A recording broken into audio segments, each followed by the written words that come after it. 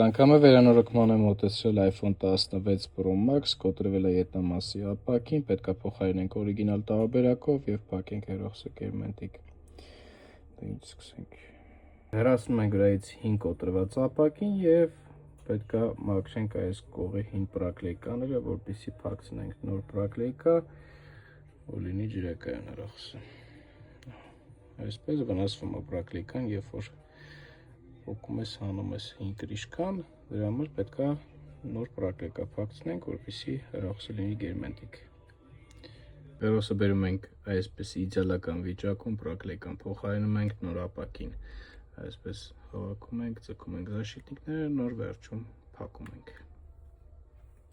Այստեղ արդեն տեսնում եք, որ ետնապակին փոխարինված է, սեղմում ենք перезагрузить и завершить ремонт։ Դիագնոստիկ ռեժիմ վերջացնելուց հետո միացնում ենք հեռախոսը, перезапустить ենք տալիս եւ միանում է առանց աշիպկաների։ Հեսա էլ վերջնական տեսքը,